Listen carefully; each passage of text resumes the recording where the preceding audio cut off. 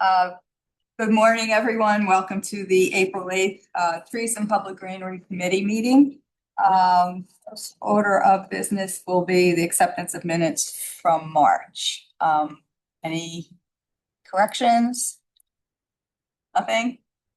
Motion to approve? Motion. Second? Second. Thank you.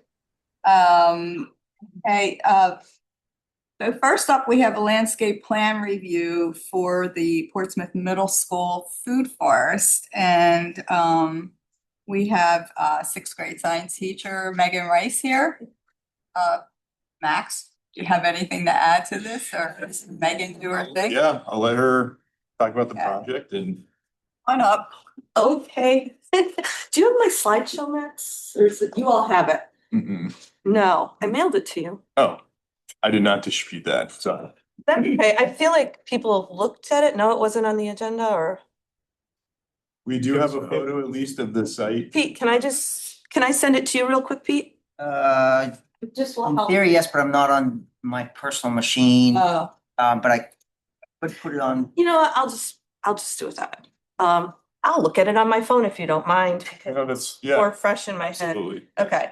Sorry about that. No, it's fine. I saw some people on it that were anonymous, so whatever. I just thought, let me check real quick. Let's see.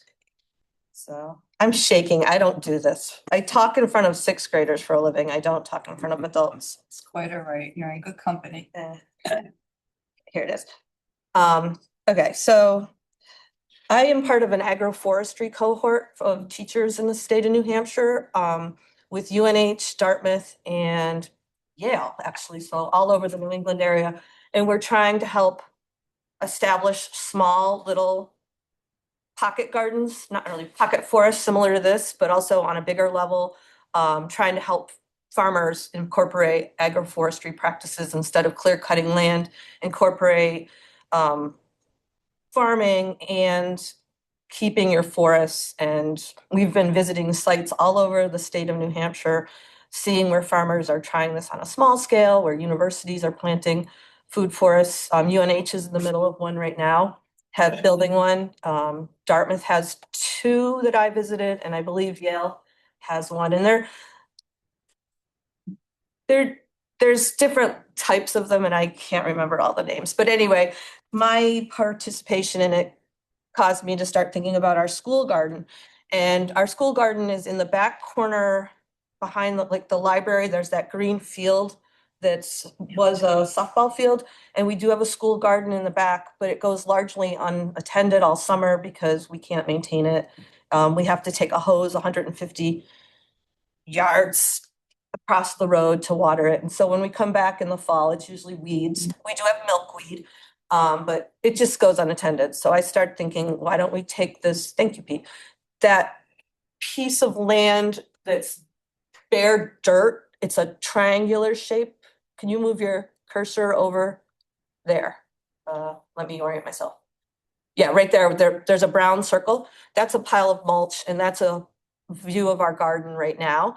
And so we would like to clean it out and bring in a selection of trees, red maple too, some fruit trees, cherry or apple, high bush blueberries, which I'll be donating from our yard that are not growing in a proper place, edible shrubs such as elderberry, husk cherry, ground cover, a pollinator mix, and then hopefully mushrooms will naturally come in. And then what will happen is we'll do some intense planting and maintenance for 2 to 3 years. And then hopefully after that, it's just something that we will maintain in the sense that we'll keep it clean and tidy, but it'll be more of a natural habitat for the kids to be able to quickly access the outdoors.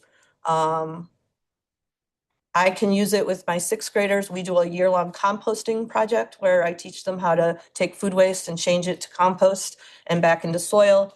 And it'll be a place for kids to just hopefully relax. And then also for the community, the library will have access to it. Any members walking around through the community. We have a lot of foot traffic.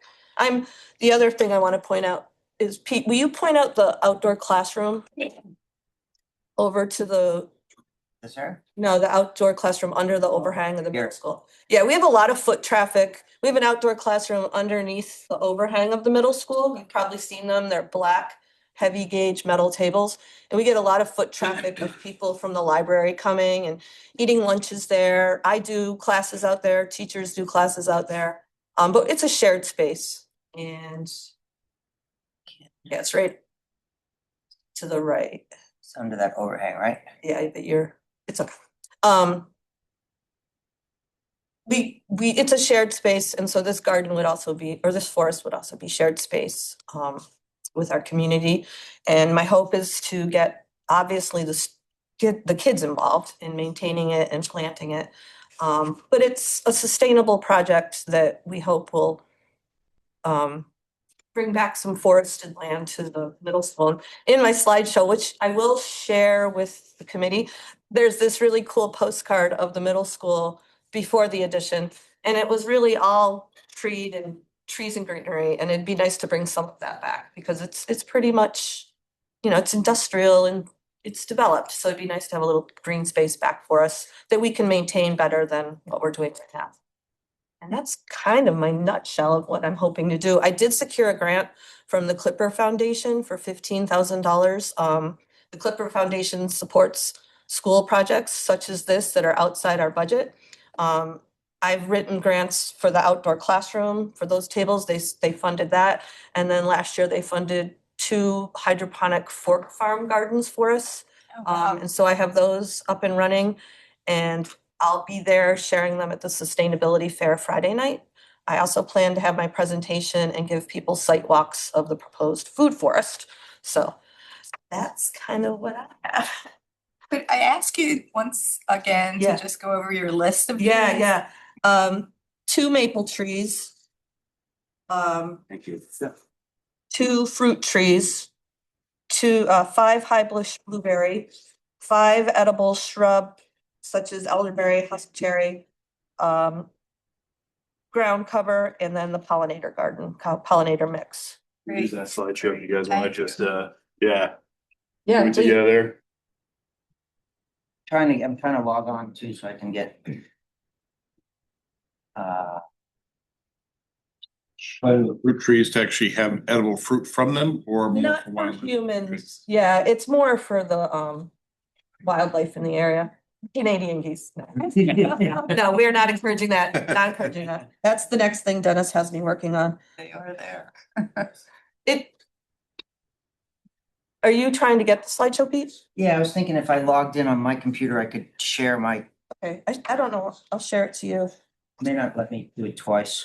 So some of us may know this site as there was an attempt to do some sort of outdoor classroom already and it's, It's fallen through. yeah, but I think with, kind of creating more of like a permaculture sort of Thank you. That's installation and removing a lot of those barriers to keeping this site. So, the maintenance once established should be relatively minor. Mm. Obviously there's that kind of ramp up in terms of the weeding and the watering and the mulching and allowing it to establish properly. But beyond that, it seems like a very self-sustaining sort of location.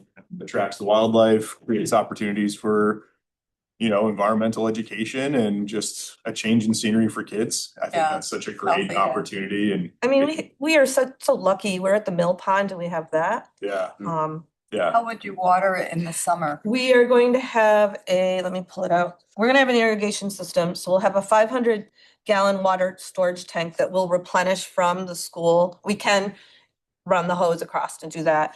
And then we will have a solar pump kit installed. We'll have drip irrigation and let me just read it. So to support the needs of irrigation while minimizing time requirements, the site will feature a standalone solar-powered irrigation system, a 500-gallon water storage tank filled with a hose from our spigot 150 feet away from the middle school. That'll be our reservoir. The water will be distributed by a solar-powered pump pit connected to a dual zone drip irrigation. Zone 1 will provide deep watering for the trees and Zone 2 will handle the more frequent watering of the shrubs. and pollinator beds. And I'll be zipping down a lot on my scooter to make sure things are maintained. So it'll be heavy on me for maintenance in the summer, but I'm sure I'll have people volunteer to help too, and students. So this is kind of a near and dear spot to me because years and years ago, when I had my first child, almost 29 years ago, Dave Cohen, who I think some of you maybe knew, he grew up in the city. We tried our first garden back in that spot behind the bleachers of the alumni Oh, yeah, softball yeah. field, and we sold vegetables out of that pizza place down on the corner of Bridge Street. Remember Foodies? Oh, yeah. We sold tomatoes, and we had a really pathetic harvest, but we had a group of kids from New Heights that helped us, and we had minimal success. So it's kind of nice to try to see this spot be maintained a little better. That's nice. To kind of go back to that summer maintenance, I mean, Yeah. if we need, I kind of pictured we would do some compost applications as well, just to really encourage like a really good soil Yeah, biome through there. So that's absolutely something that we would. and we'll be Yeah. donating all our compost experiments from this school year into the garden, Cool. 100 and some yogurt pots. It's kind of like a full circle sort of thing for It you is. and your students. Yeah, Like, it it's is. such a slam dunk Yeah. in my mind. And the other thing about this is like teaching them to be stewards to land at a young age and helping them understand that there are small things we can do to minimize climate change, such as making this a carbon sink that's a little more intense than a garden and less maintenance. So Okay, sounds Also, great. some things you talked about with the drip irrigation, that gonna be covered by the 15. yeah, that's all covered by the grant, according to the estimate I got. So I got a grant for $15,425. And now I'm kind of out of my league because now I need to find the people and the contractors that want to help me do this. I do have a couple names, but I just want to make sure to do it right. And I need to talk to Little Harbor and New Franklin because I know they've done some similar community projects. So I'm kind of up against the timeline of trying to get this in now, but at the same time, I don't want to see anything money wasted. So if we have to go slower, the money's not going to go away. That's the good thing. So, yeah. Okay, so do we create a motion There's to no- approve this? There's no formal acceptance per se. This is just an independent. Okay. However, I think a vote to accept or to encourage Endorse. and endorse. Yeah, yes, okay, So I would move to endorse this exercise and understand that it's an evolving thing that is going to be a good learning experience for everybody. yes. I'll second it. Okay, all in favor? Aye. Aye. And Thank Deb's you. promised her garden club, right? You guys all heard that. Dennis, you heard it. So thank you so much. Very much. All right, thanks for letting me see what Pete does all day. Welcome, Sit here all day. welcome to come see what I do all day. Thank you, Meg. Bye. Oh my gosh. Just so you know, I carry toilet paper because I'm gonna use it to illustrate the Earth's timeline. Pete, I had to steal 4 rolls. Takes 200 sheets. All right.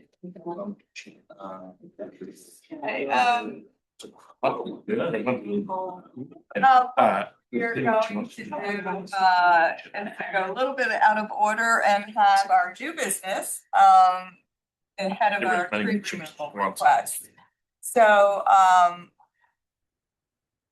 get Max's attention. So Oh, sorry. this involves the library, northwest corner. And I think do you want to speak to it? And then we could have, people who are Yeah, here. yeah, absolutely. So we were approached by a resident speaking about, just kind of inquiring about what the status of that site is.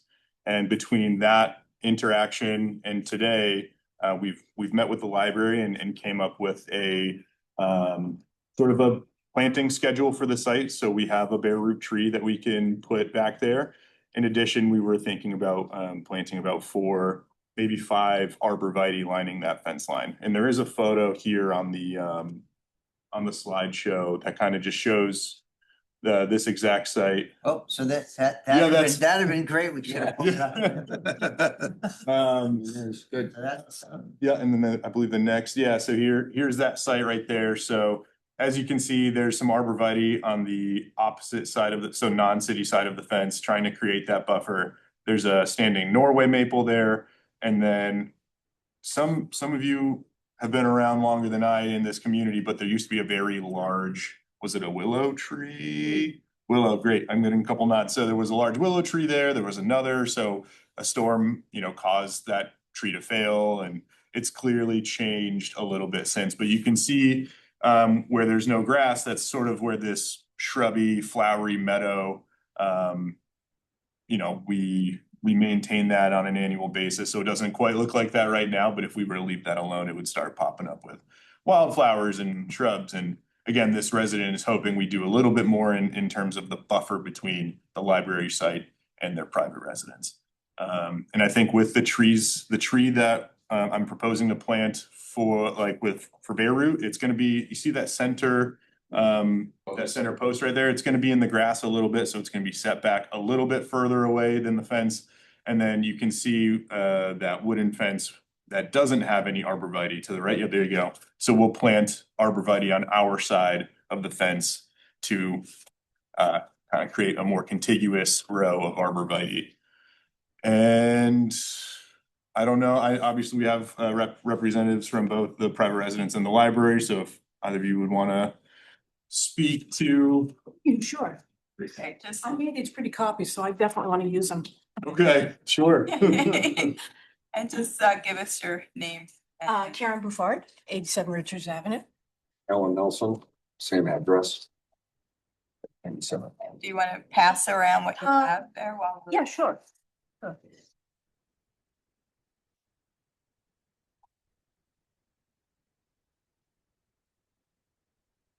Thank you. Right, one, you should have the. I'm sorry, I think I sent you the wrong ones. These are the ones. Yeah, it might be, but this is the before and the after. That's what I wanted. Maybe I didn't do these. Yeah.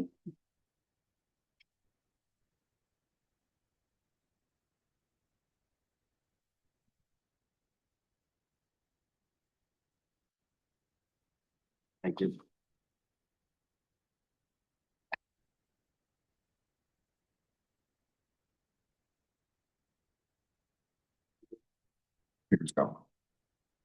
So in a nutshell, in July of 2019, it was a beautiful summer morning and the tree imploded. Just The That's what- willow. The big the willow tree, yeah, there was just a large crack and then it just kind of blew up. And when it did, the Norway, which is on our property, everything was sheared off on the library side and it was topped. It was so bad that Corin, who was the arborist at the time, suggested that the city take the tree down since they had damaged it. And I was all for that because it looked really bad. But Alan said, well, we have nothing now. And how long is it going to take to get something going again? So he said, it's something is better than nothing. So I did keep it. And we had an arborist who's been working on it, trying to keep it going. And amazingly, but knowing the species, it's going. Yeah. So, but it's pretty ugly looking. It's better in the summertime, but pretty ugly looking. So at the time, Corin said, we'll take this tree down. And unfortunately, for some reason, it necessitated taking two evergreen spruces out. One of which was really quite large, 15 feet or better, in order for them to take the tree out. So we lost all the evergreen coverage and this big willow. So we were told that we weren't in the schedule for planning in the fall. So that pushed us to 2020, and I think we all know what happened in 2020. So that pushed us to 2021, and then there was some issue with that spring planning, and so I think we got on the fall. By then, Warren had changed departments. There was Walter, and then Max. And so we were working with Max to get something going, and we just wanted something that was evergreen and something that was going to grow and provide a cover to resemble something like we had. Max gave us a lovely Alaskan cypress there that you can barely see, but it's there. And it's a nice specimen tree, but it's never going to do what that willow and the evergreens did. So the problems that we've experienced before they put the wild garden in, which has helped for sure. Not with the visual aspects, but it has kept people off the fence line. And prior to that, we had homeless people who would use the fence line for personal matters. So the wildflower garden really kept that at bay. And it was pretty, but it never really got over the fence in terms of height and site buffering. It really didn't do anything, but it was nice. And I will say that it is a private dog park, mostly before the library opens and after the library closes, but sometimes, weekends throughout the day. So that also helped to keep the dogs off the fence line again. So I'm happy to hear that, Max, that you had that conversation with the library. I wish we had been included in it because we've been working on this since 2019, and we frankly we'd sort of given up because all we got was the Alaskan cypress. So I'm interested in what that plan is, but when I hear bare root trees, boy, that's many years before they provide any cover. It's always going to be many years. In comparison to this photo, I wouldn't expect anything remotely close to that. I understand that, but okay. I am thinking that in 2019, if we had a 3-inch caliper go in, we might have something there. So we did plant trees in there in 20 other bare root trees, and they just did not take. So we've tried on other occurrences to plant trees, and they just, for whatever reason, did not go in. I don't establish, I should say. recall there being any trees planted there. Yes, I remember planting 2 trees. The other tree is next to my neighbor, and that died. Yes, I know that. The Alaskan cypress has lived, but those are the only 2 trees. We had been told we were going to have arborvitae. Our yard is so taken up by that Norway maple, it's almost impossible to plant. We were able to get a small line of arborvitae that you can see, but we can't plant it all to any closer to that tree, and nothing between myself and. Yeah, so what I recommended earlier was to plant, and I have my little pointer here. Oh, it's not showing up at all, but in that fence right there. So we can plant arborvitae on our side. Right. And that'll be a help. They can mature to about 20 feet tall. Yep, we had So, discussed that, and I applaud that. That's great. Yeah. And then, with the inclusion of the other, so we're not gonna plant a tree so close to those buildings or your property, right? Like, cause then that's gonna create another problem. So we're gonna plant a tree more in the green, like in the grass, sort of centered to this photo here. And then we're just planting a tree that gets, it'll be in the grass. Yep. So sort of central to the lot. So between where the end of their property is, and then to where the edge of the library building is. So we're putting it smack dab in the middle. And how big are the arborvitae bare root also? Nope, those will be container. Yep, and they'll be probably to the height of about 6 feet when we purchase them. Okay. And how many did you say? Like 4 or 5, depending on the And they'll be spacing. on the city side of the fence. Correct. And obviously you can see, so there is a break in the fence where there is a portion of the tree. So we're probably not going to be able to plant a tree right with that maple. So it might be like we put 2, break, and then 3, just because we want to avoid damaging that maple any further. So that's my kind of, if we're thinking of it as one solid wall, I don't think we'll quite get that immediately, because we'll just allow that foliage to grow in and then create that contiguous run. Is the property line the fence or the grade stakes? The grade stakes is more, it's delineating where where that sort of flower meadow is. And I think that was just done maybe in the fall, because that's where Corin had his crew go out and turn the garden. Well, when I walked back there this week to take a look, well, there's a circle with stakes all around it. And is that the wildflower garden? In the back? Yeah. Yes, building. yep, those are the stakes are lining out the limits of that garden. Do you want to speak to that? Yeah, maybe to put a little bit of context in here, so everyone knows where we're coming from. We're neighbors of the library. We were full supporters of the library. In Portsmouth, sometimes people, things. I want to make it clear we're not in that category, but I will say that I was very involved and Karen was very involved. Yeah, as you may recall, the library was a very contentious subject in the city.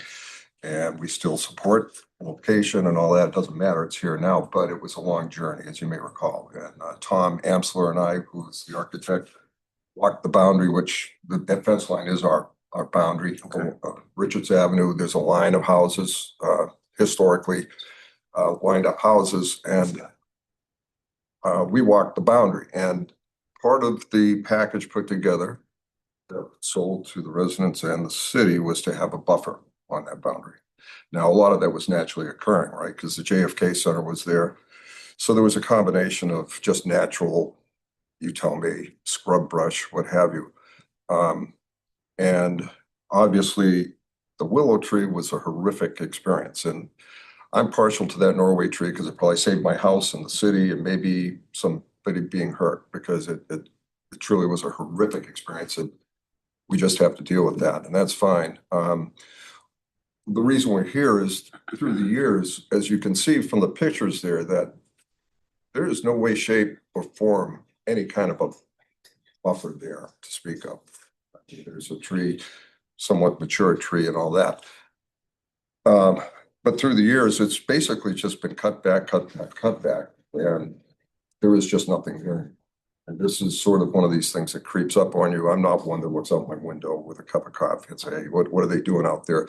DPW does a great job. They come in and they do their job and they go out there with the weed cutters and all that. But what you can see there is what's happened. Naturally, a lot of the natural vegetation has just gone away for whatever reason. And so now this is what we have. I realize we don't live in Florida where you can plant a tree and 6 months later, it's like it's been there forever. So my point is we are where we're at. We can take a look at it and just recognize that there is no boundary there. And I can go, I don't want to go down the rabbit hole, but I can do forensics. And I've been, just to review from my own memory, not to take cheap shots at anybody, but from my own memory, the planning board meetings and discussions of boundaries and buffers. And it just doesn't exist there anymore. So this is maybe a generational issue, but I do feel like there is something that should be done there, because this is the way the library was approved. It's what the neighborhood and the city, not just the neighborhood, but that's what we had as part of the plan of the library. So, and we fully support the library. We have our name on a plaque in the library, and Christine and I have had conversations, and I don't see any reason why we can't work this out. But we're kind of at a point now when the meadow went away.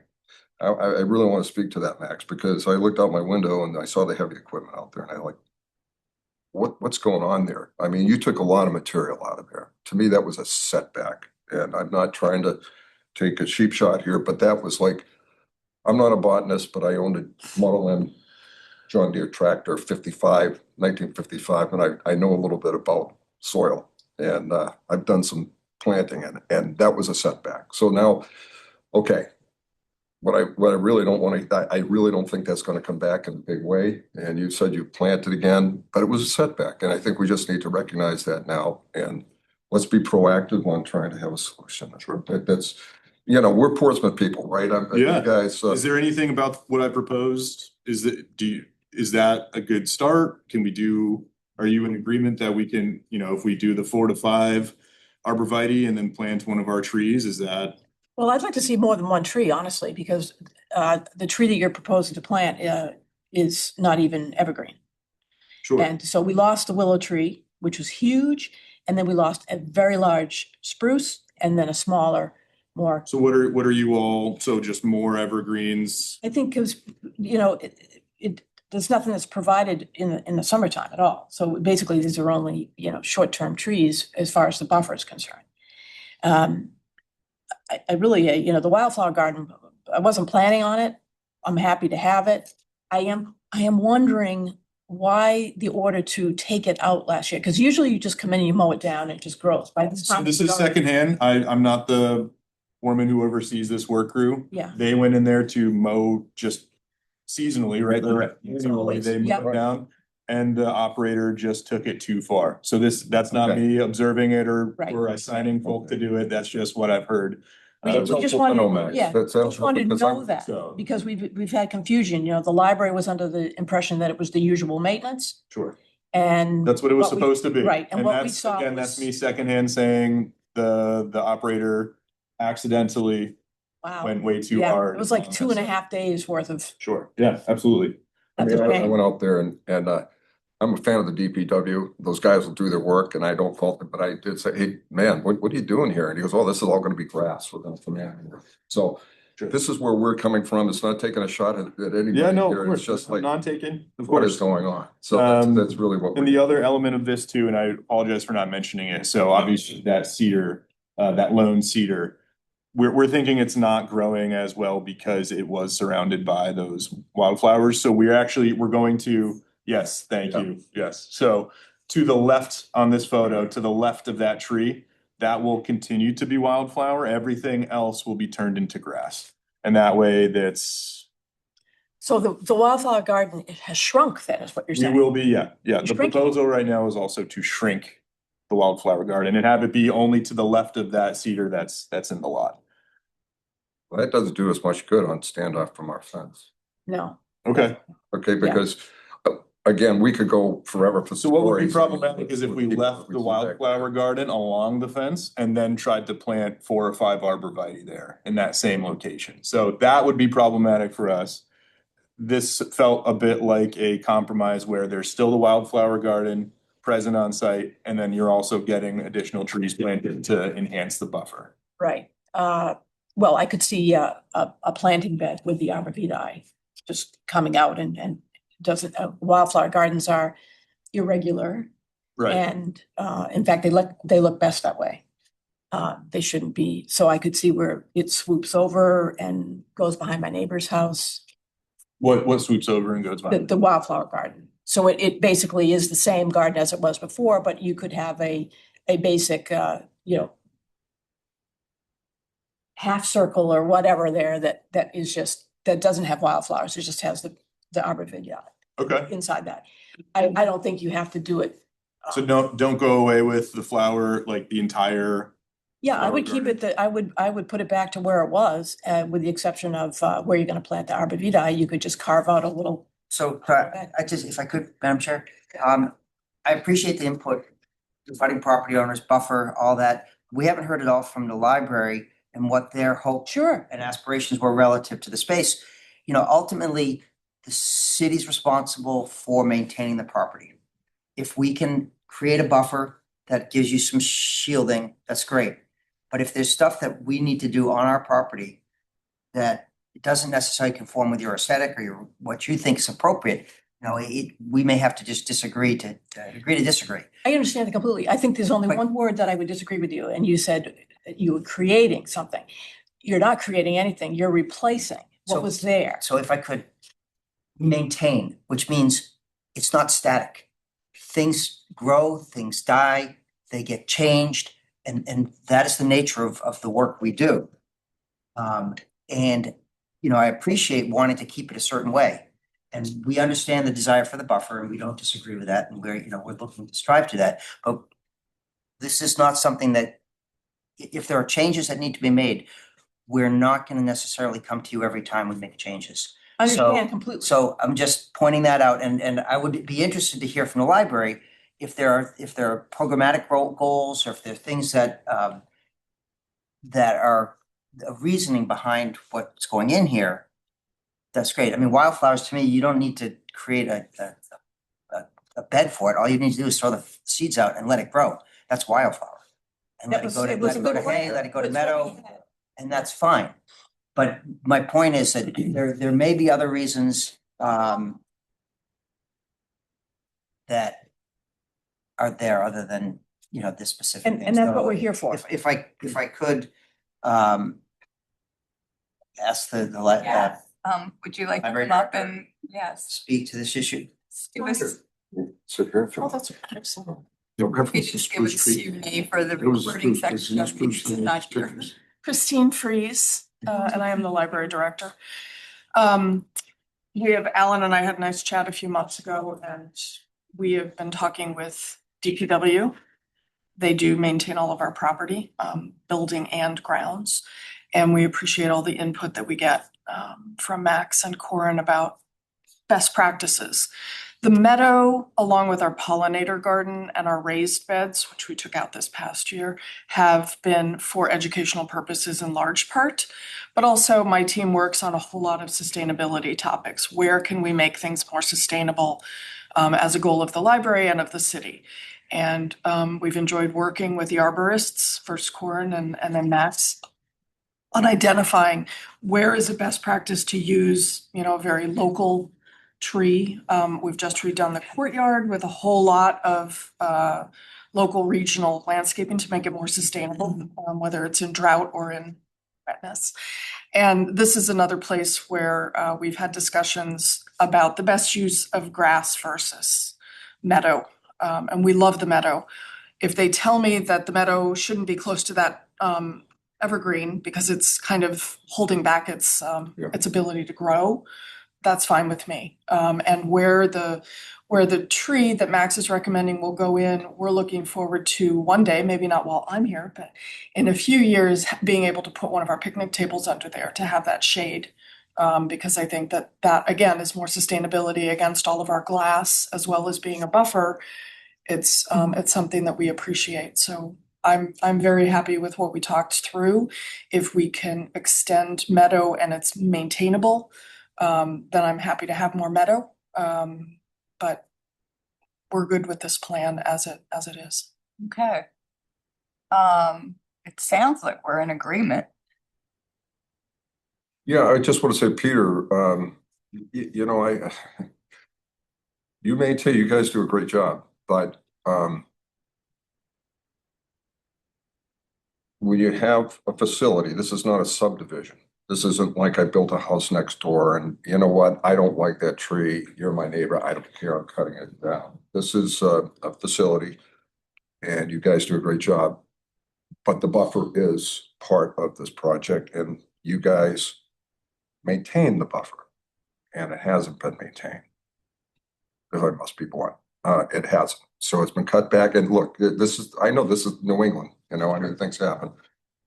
That's all I'm saying. Sure. That's- And as you recall, you yourself said you had challenges with homeless folks using the area.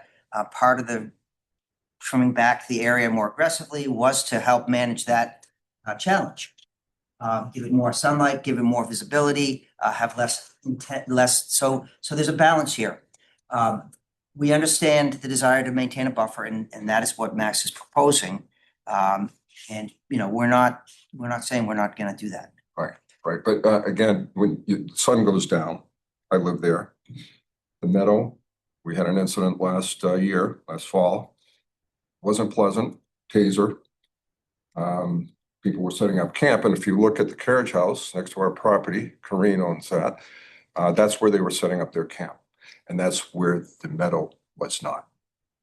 And it's you know, when the sun goes down, believe me, I get it, and let's not go, I mean, I don't have an answer for homeless thing and, you know, a lot of things here in this world, but it is a passive way to keep people off a boundary. So it's a combination thing. This way I look at this, perhaps there's trees, perhaps there's shrubs, you know, I don't know, you know, to keep in a passive way to keep some sort of activity away from a boundary, which I think is pretty much it. I mean, we don't live in the middle of 40 acres, right? We live in Portsmouth. We all have to, it's a give and take. We all know that. We're Portsmouth people. So, but there are reasonable things that I think we can do. I think we're on to something here. And I feel like, you know, we're just looking for a little bit of information, I guess, and move forward. Yeah. I just don't, I would prefer not to see the wildflower garden be shrunk.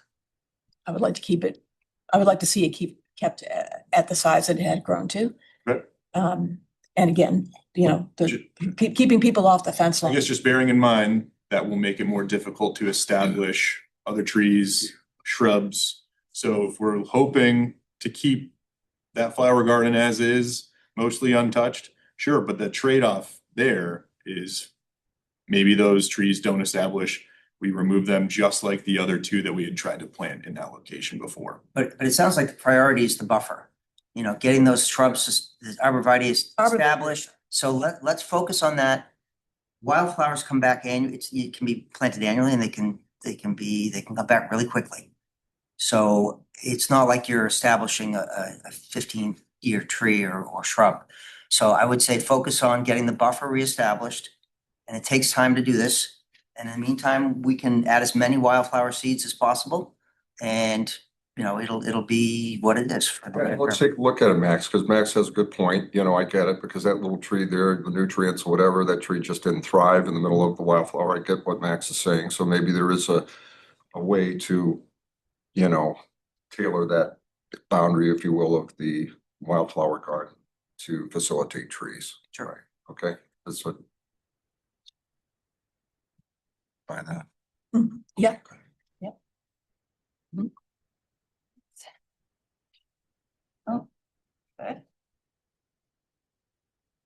Okay, Thank you. no, so we're good. Yeah. All right. Yeah. Okay, thank you. There's no action.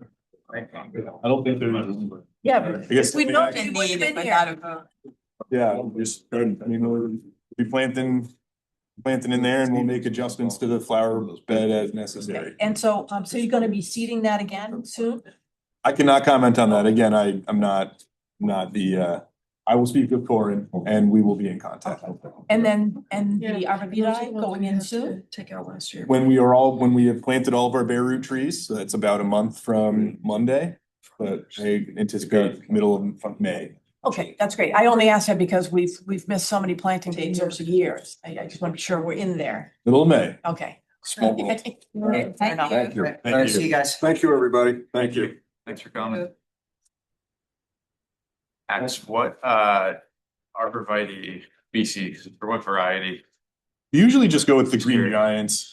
Yeah, Cause those, yeah, they're about 20 tall and we feel like those are fast growing. pretty fast growing. Yeah. So unless you have a recommendation I for was gonna something else. say, if you wanted to keep it, fast growing but narrower Yeah, spread, I've been using American pillars, which are nice. okay. They How wide do those get? grow just as tall, but they're only about 5-6 feet wide. Okay, Um, cool. yeah, I Yeah. planted them for my neighbor and watching them grow. They're, Oh, really? yeah, they're unbelievable. Okay, Kind of a newish variety. okay. Yeah.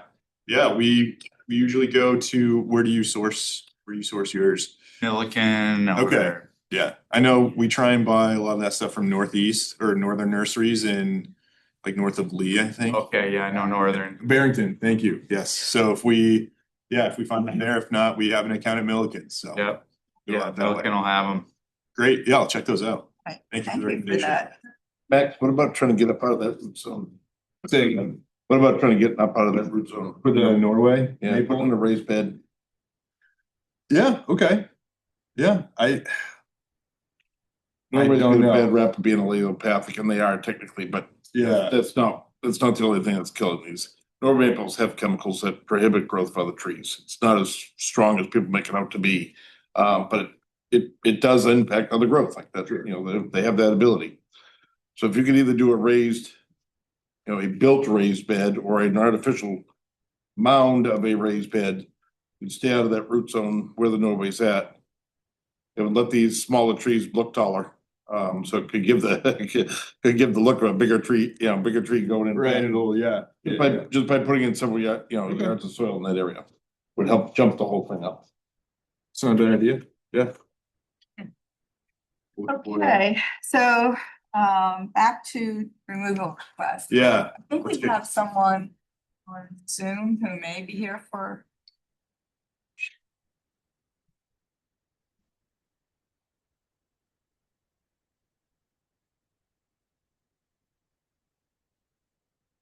Christopher, can you hear us?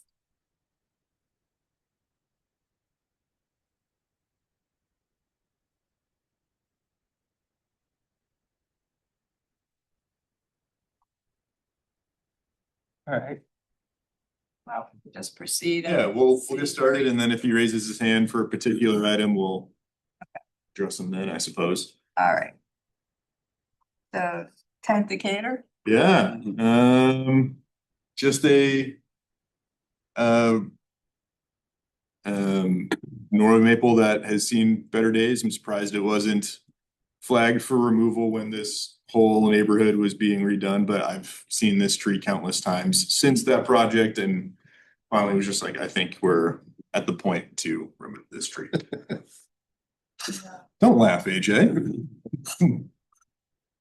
It has served us well. Yes, Many of these were Peter's plantings around the city.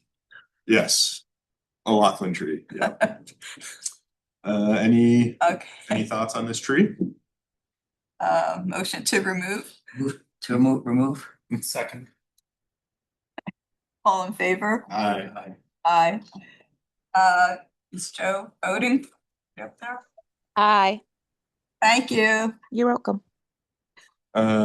These next two, I've been doing kind of an inventory on all of the poorly pruned trees from Eversource this year, and these two came up, so 678 middle, Norway maple under the power lines.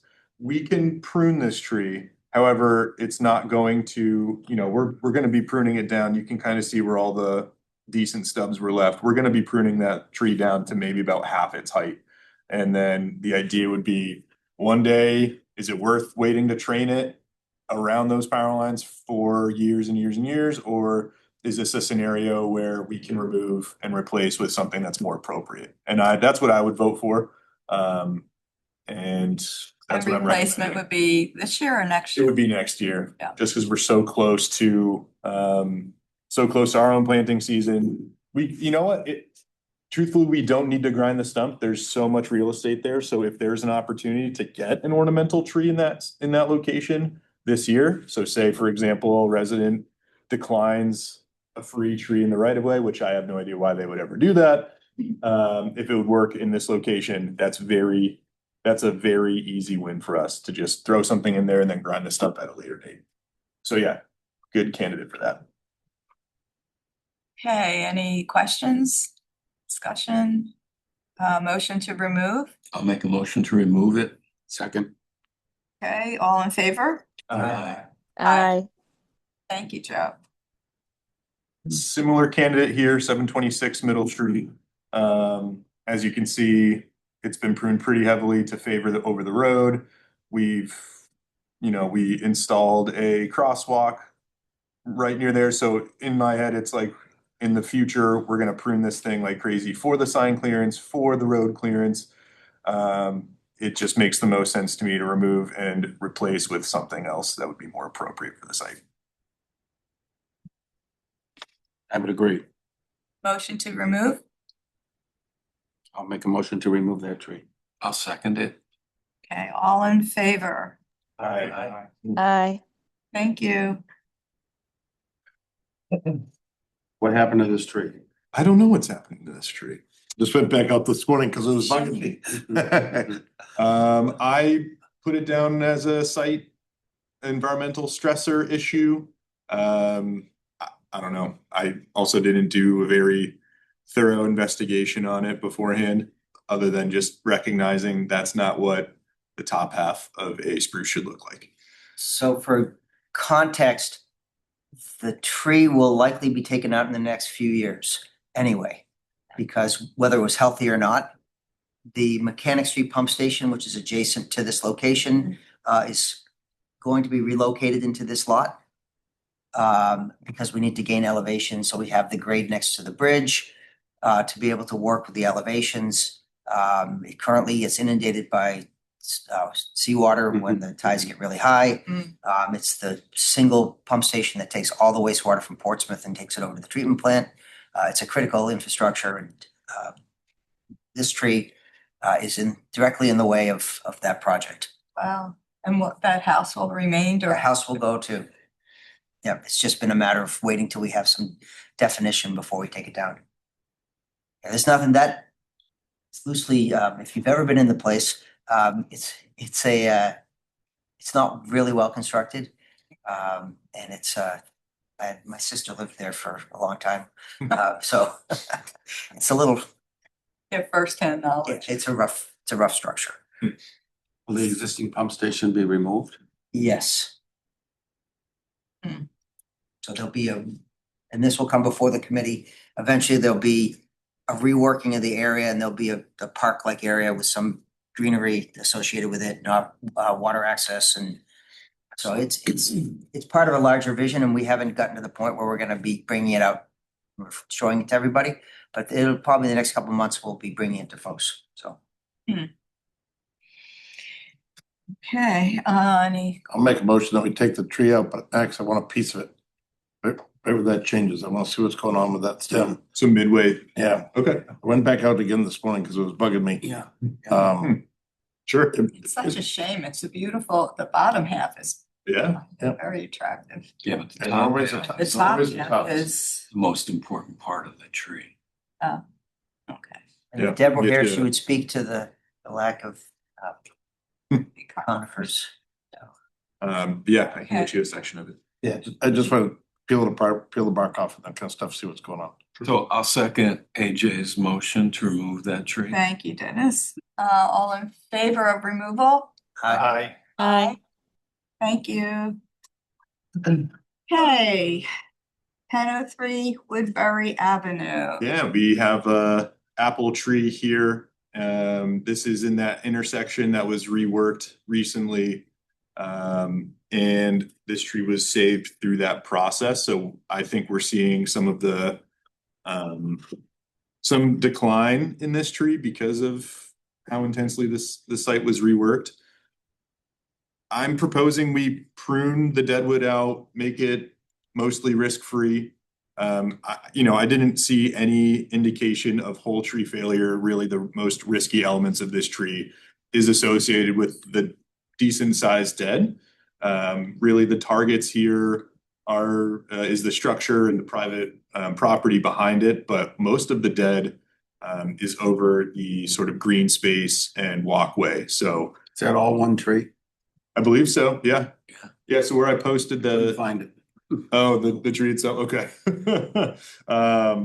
Yeah. So covered in vines, Scott Deadwood. My recommendation at this point is to just remove the dead and then see how the tree continues to either decline, which is very possible, or if it just continues in this sort of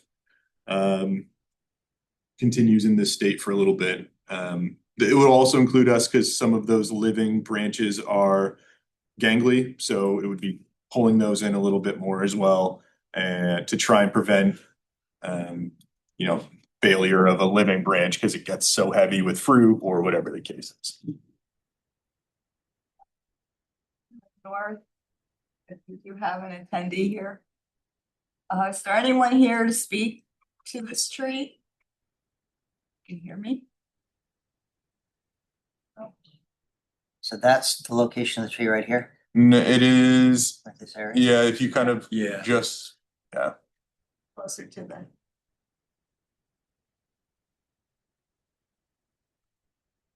No. Yeah, I tried that. I kept getting the blurry. Yeah, so it looks like Right. the tree is censored out, but it's that to your left. Yep. It's right there. Yep. Wow. Tried that too. Oh, there you go. It helped. There it me is. Out there. So you see that? Yep, right there. Yeah. Yep, that's the base of the tree. Yeah, I think that makes a lot of sense. Just prune it. I like the new trees that are planted in that space. Yeah. I think over time, it's gonna look like a really nice park. Mm. And people coming through there, it's a nice little entryway into town. Mhm. The other kind of just the caveat being, if we do this pruning, monitor it and it doesn't look very good, I mean, that's when the argument for removal becomes greater for me, because if it's showing no signs of improvement, or if it's just appearing to continue to decline, and this is a resident request, so it's one of those things where I do feel a little conflicted, like, sure, this isn't a specimen tree, but it's also not you know, at risk of complete tree failure and causing significant harm. And then once we do remove those risky elements, there's really no reason to jump to remove so soon. There was a property line of those two trees to the left. Yeah, I think it's real, this tree is really close to that property line. If anything, I think it's, if it's anywhere, it's right behind this apple tree. Okay, so Make a motion to prune that tree as best you guys can. I'll second that. all right, all in favor of pruning? Aye. Aye. Aye, thank you. Okay. So back to new business, since we're finished with tree removals. Arbor Day. Can we put something, should I reach out to Stephanie and ask her to put something into the newsletter, or? Believe she's already written a press release and it was distributed through the city channels. Like I received an email with the press release from Karen, the city manager. If that, I mean, I can see if that's something that's going to go into like the typical press release Yeah, streams. it goes through all the. Okay, so I would say it should be incoming then Yeah. for Okay. public Perfect. We will distribution. remind everybody. Yeah. Okay, any other new business? Yeah, I wanted to just mention Canadian geese seem to be a real problem in some of our green spaces. And when we were with Megan and we were actually in an area where there was quite a bit of Canadian geese activity. And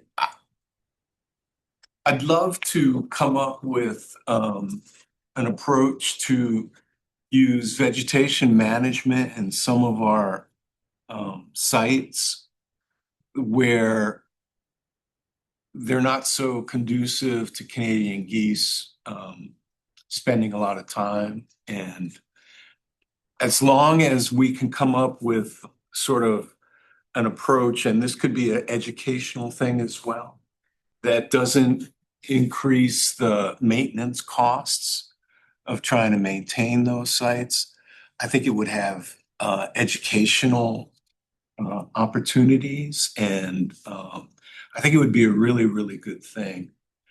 One site that I noticed a lot as I was walking was Prescott Park. The green areas, the green area that's on the side where the gundalo is, has a tremendous amount of geese in it. And the little reading that I've done says that they really like access to water because that's how they escape from predators. And so sometimes putting vegetation and kind of obstructions between the green areas and the water really tends to keep them away from there a little bit. Anyway, I just think it would be kind of a really interesting project. And Megan seems real interested in it as well. So the idea of using vegetation to sort of have them not be so optimal sites for geese to hang out. So DOT's been trying this at the traffic circle. If you drive into the city in the morning, there's a traffic jam because of geese. Yeah. Circle comes to a screeching halt. So they've been mowing grass. They actually planted the inside of the circle to encourage taller grass to make the geese think like somebody's hiding in there coming to get them or whatever. I don't know what the psychological effect of that was. But this morning there was a traffic jam, in the circle because geese were walking across. When the grass is low, they can see predators, or I don't know all the science behind it. But Right. DOT's been messing with that circle a lot over the last few years because of geese, traffic geese complaints or issues, whatever else. So they basically moved all the geese over to the Chevy dealership because that whole side is still mowed. So you can't get off at 95 in the morning. My but gosh. They are an issue at other places. So I just have to speak to this, Madam Chair. Yes, sir.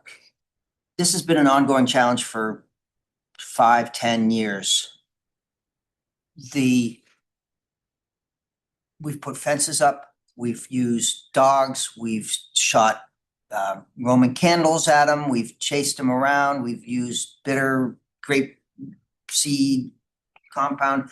We're currently looking to euthanize them in the egg by coating the eggs with oil to suffocate them. Oh, I hate that idea. I am to a point that if residents want to adopt geese and have them in their yard and maintain them in their yards, that would be fine, but the problem is they are machines that defecate every 3 to 4 minutes. I mean, they are just unbelievable how much We they walked do. on it. And it is not a simple solution. No, So, not at all. and planting things like that are not gonna take care of it. It's just gonna move them. You see there's an 8-foot patch of green grass in the middle of winter. They descend on it. They all live there out around here. It is everywhere. There needs to be a different kind of program. And, places trap them, and euthanize them. They, there's no, and they're not, it's not like migratory geese. There are different geese now. Mhm. There are 2 types, one migrate, one stay local. Right. And this is a local geese. They're not moving around. They're not, They're here year round. and if they're I mean, we hunt geese on a regular basis. Why not use this for, a food source for folks? You can hunt them and be respectful of it. But I'll take my dog and I'll run him to get rid of the geese. And that's great when he's there, but he goes by and 10 minutes later, they come right back. Yeah. We've looked at robotic chasing systems, really, really expensive. Yeah. And, so at this point, everybody said, oh, just, use, natural something. And it's not working. It's not working. So the first thing that we. But we need to do something. And so where we're at right now, we're contracting with a professional. He is gonna incorporate a combination of dogs and nesting control, Yeah. It seems to me, Peter, that there's places in the city where you see a lot of evidence of geese activity, and there's other places where you don't see very much evidence of geese activity.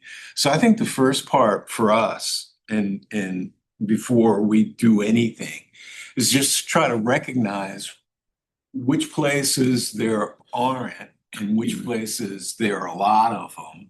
Sure. And try to see what the differences between those places are. Well, you're correct. Vegetation is a big part of it. Yeah. Planting trees in areas is something, but you're not gonna add more trees to ball fields. You're not gonna add more trees to Prescott Park. Right. There are places that But you could put, they are the habitat these geese want to go to, and it's not gonna be changed. but you could put vegetation between the edge Watering, of yeah, water We put and fences up. Pierce We Island. put fences up and it did not stop them. Right. That was the thought, that they don't want to do that, but they just fly over it and drop in. Yeah. I am really frustrated by this process. And I feel like the tools we haven't tried, we are going to try to do what's, legally acceptable. Mhm. People are very upset when we chase them with Roman candles. They feel like we're harassing them and they're being, but if you go out to Four Tree Island and try to have a picnic with a toddler Mhm. and let them walk on the grass, you cannot do it. Right. I personally spent half a day cleaning up because my nephew, my great nephew, was having his first birthday, and I wanted it to be able to not go around, so I was eating, whatever's there. I mean, it's just like it's terrible. It is. You're right. It Yeah. is. Yes. Next up are turkeys. Mm. They're not as messy. Well, we need but there's more an foxes and overabundance. Yep. Yeah, toy we do. dogs and other stuff. Predators. Yeah. Predators, yeah. Well, the ones at the traffic circle are a hazard, because if I'm coming down the bypass, which I do frequently, to get, just the bare right to Sure. go toward the Spalding, my gosh, you have to go slowly. Yeah, cars And if stop. the geese aren't there, the pigeons are there. It's just amazing. There's always something there, but usually it's the geese. And they are, you don't want to be running into them. There's no simple solution. No. I don't think there is. It's a combination of things. Yeah. We've done a pretty good job at the Portsmouth Country Club, but the primary deterrents are dogs. Mm. The dogs work them hard and they move on. What service do you use? Do you have a service or just your friends? Everybody brings their dogs in? So that's one thought that we had was like creating Paw Patrol. You know, you can just like say, you know, hey, you know, if you're responsible for your dog, you can run around. But then you have the liability of a dog jumping up on some, you know, buddy that's, you know, impaired and, you know, it's a combination of, you know, at a private facility, it's easier to do, but Maybe you could get the people who congregate at Strawberry Bank early in the morning, like around 7, they're It there with needs to their be- dogs. it needs to be regular timing. It needs to be, because what happens is the geese are Troop smart. patrol. It's like they wait and then go in. Yeah. Wow. Hmm. Okay, on that happy note, Yeah. any other business? I'll just really quickly say the sustainability fair is this Friday. The original intent to distribute some wetland shrubs and trees, I don't think that's happening this year. Cause they're just not ready. So what'll likely happen is I'll just have them on a Saturday down at the recycling center and we'll give those away there. So where's it gonna be held? County Bean, Connie Bean. 4:30 to 7 PM this Friday. And for those of you who didn't quite hear me this morning, our trees were delayed until next Monday, so our planting season starts next Monday or next Tuesday, I'll say, so. And that's it. All hands on deck. All hands on deck for tree planting, so. Hope the weather cooperates. Hopefully, yeah, hopefully, so. Last bit, we've had some bad Wednesdays at my place for pruning. As you know, we've had some snowstorms and everything else got in the way. So we are pruning today. I know it's short notice, but they were able to pull it together. We didn't know what yesterday's storm was gonna do to us. So I will be removing some trees and pruning today with our group. We are gonna be doing Earth Day for the first time at our place this year. We're still trying to pull together some details on it, but it'll be basically a way for folks to come and volunteer on our whole property. Do some pruning, do some trail work, take some little classes on how to prune and that kind of stuff. We're pulling the details together today at our lunchtime meeting, so I'll have that to share out with folks. But it'll be April 22nd. Cool. Is a site improvement for the new proposed Portsmouth Housing Authority impact you? It will, you know, long-term it will impact us. We still, our legal folks, we're dealing with their legal folks, that kind of stuff. We still haven't finalized everything as far as their access to our property, and fencing and that kind of stuff. So they haven't nailed that down. I was told they were gonna start doing dirt work back in March, so I don't know what delayed that. Have an update on that. Okay, are we ready to adjourn? Good meeting. I'll make a motion to adjourn. Thank you, Michael. Second. All in favor? Thank you, Joe. You're still here. Have a great day, everyone. Thank you.